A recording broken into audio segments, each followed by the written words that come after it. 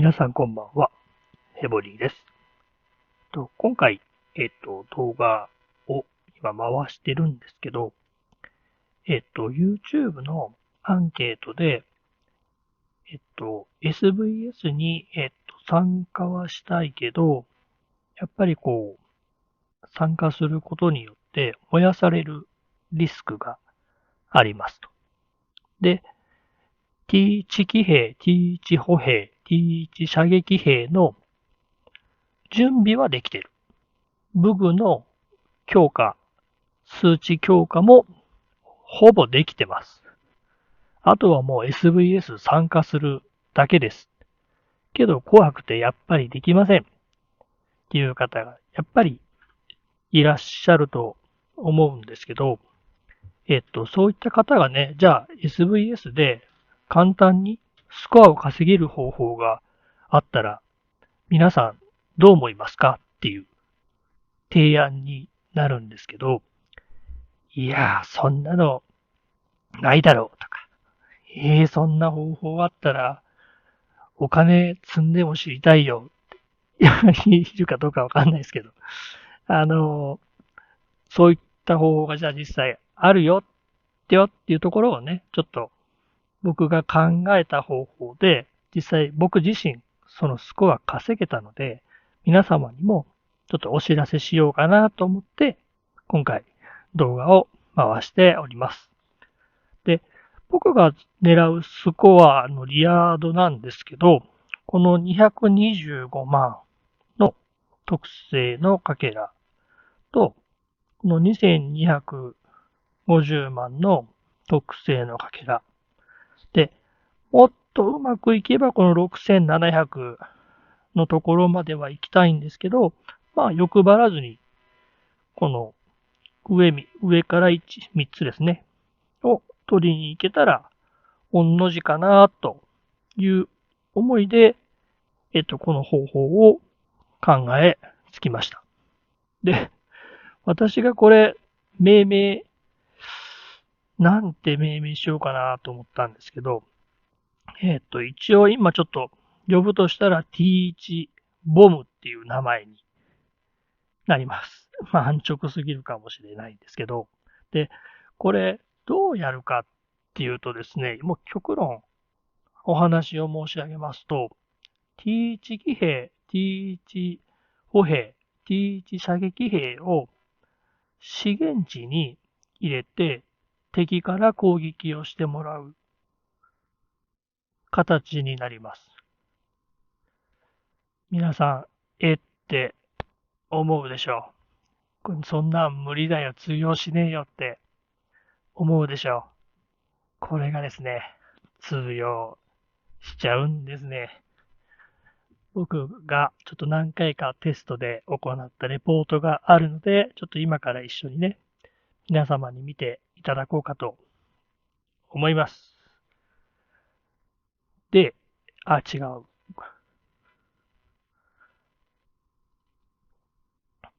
で、まず僕がそこになぜ至ったかっていう経緯を説明させていただくと、あの、SVS のこの資源拠点のやり取りだけで、スコアが、5位に入ったことがあるんですよ。こんな方みたいな感じでね。で、この方、あの、レイヤー、バフもほとんど一緒です。で、何が違うのかって、レイヤーが違ってですね、僕のレイヤーの方は、上をこんな感じで薄くして、T12 の攻撃回数、T11 の攻撃回数を増やしてます。なので、ほとんどの敵を T12 が倒してます。で、相手の敵これどうしてるかっていうと、T14 は向こうも薄くしてます。でも、次の T13 を厚くしてます。で、T12 もあんまり厚くはないです。なので、T13 がメインのパワーになった、ソース源になってるんですけど、ここもうすぐやられてしまってるので、僕の方が圧倒的にスコア的には勝っっている形にはなります。で、この方その前にも一度攻めてこられてて、この結果になるんですけど、これはバフをモリモリにする前の状態でお互い戦って、これも資源値なんですけど、僕が勝ってます。僕はこれだけで SVS で5位になったこともあります。バブル割らずにですね、一度も。こういう稼ぎ方も、相手の頭が良くなければできます。で、メインの話に戻って、T1 ボムのお話をすると、まず注意しないといけないのは、完全な格上にはこんな形で全く通用しません。この方計43なんですけど、ちょっと計43にしてはバフ低いんですけど、ちょっとやっぱり通用、兵数も多いので通用しません。で、通用するのはやっぱり同じ城レベルかそれ以下の相手には敵面に通用します。で、この方も、計35なんですけど、私の方は、レイヤーを見ていただくと、びっくり。私がメインで使っている防衛艦、補佐艦がそのまま資源地に入っています。そのまま、T1 騎兵の武具の強化数値でそのまま置いてます。で、レイヤーは、すべて1111に揃えています。で、一番下の騎兵だけ厚く設定をしているので、上のレイヤーが戦っている間に相手の兵士をすべて倒しています。で、相手の方も私のこれ、兵士を偵察をしてきて、来た上での攻撃なんですけど、この方がちょっと抜けてるのが、マルティネスが騎兵の将軍なんですけど、なぜかこの方射撃兵に目いっぱい積んで攻撃をしてきてます。もう、言っちゃダメなんですけど、ちょっとおバカさんですね、これね。完全なる。で、次に見ていただきたいのが、違った。こっちか。次も、これはちょっと火事の社での戦いになるんですけど、これも基本的な資源地と一緒にはなるんですが、ちょっとバブル割れの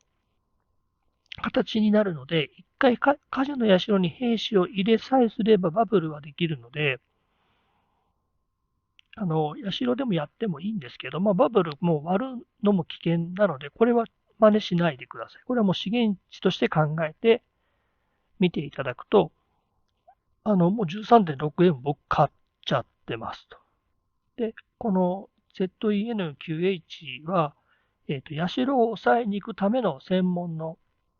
城なので、バフ全然低いですと。で、敵の兵も全然しょぼいですと。で、僕の方は、T1 騎兵の容量で1111で、T1 騎兵だけ厚くしております。で、これに対して相手、どういう風に攻めてきたかっていうと、騎兵だけなんですね。社を抑えに行くだけのお城なんで、もうこんなもんなんですよ。なんで、全然僕としてはもうこれでスコア 13.6M と取れてましたっていう形になるので、こういう戦い方もできます。で、さらにもっといいスコアがあるんですけど、これはちょっと負けたレポートにはなるんですが、えっと、負けてるけどスコア勝ちをしております。で、こちらも同じく T1 騎兵の容量で全てレイヤーを1111で入れております。で、騎兵だけ多めにしてます。これに対して相手は普通に騎兵で攻めてきてます。普通に、もう、なんだこいつ。変なレイヤー組んでますね。まあいいんですけど。騎兵で来てくれたおかげで T14 の騎兵が削れ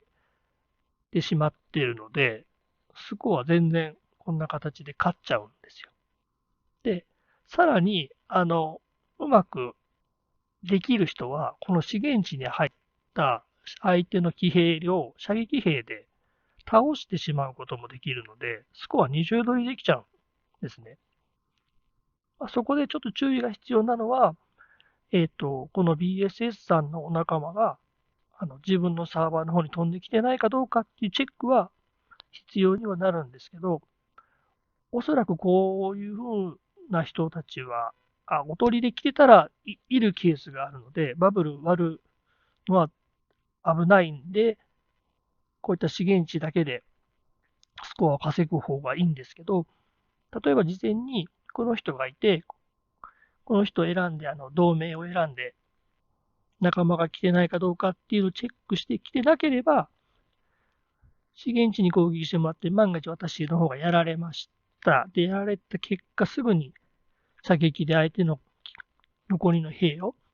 取りに行くっていうのも、これ全然ありだと思いますし、これ、スコア多分取れたらかなりでかいので、この騎兵、美味しい騎兵なので、私これ取りに行ったんですけど、ちょっと間に合わなかったんですね。射撃が間に合わなかったんで、うまく取れなかったんですけど、これ取れてたら、かなり大きなスコア勝ちをする形になります。まあ、そういうのもちょっと怖くてできないっていうことは、こうやって資源拠点で負けて勝つっていうことも全然できますので、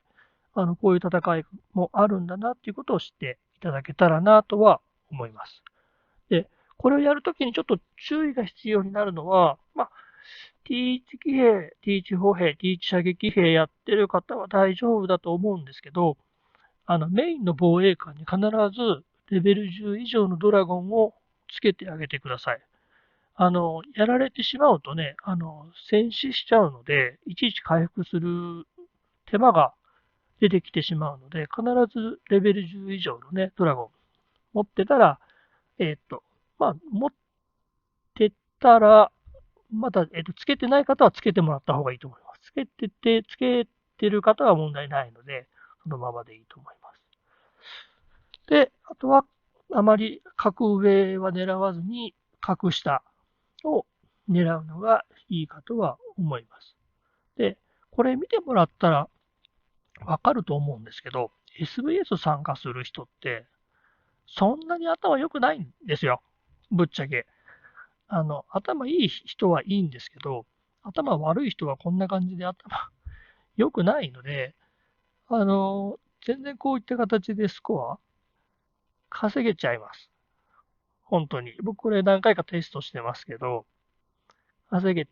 てますよね。なので、こういった少しずつのスコアでも、ジェムとか、ああいう特製のかけらとかの報酬ってやっぱり美味しいので、ああいうので少しずつ貯めていって、戦場の方で使うとかっていうのも全然ありだとは思いますので、この動画見てね、そういった形で試してみていただけたらと思います。また、これよりももっといい方法があるよとかいうこともあればね、ちょっとコメントいただきたいですし、ちょっとそれは難しいんじゃないのっていうこともあれば、またコメントね、いただけたらと思います。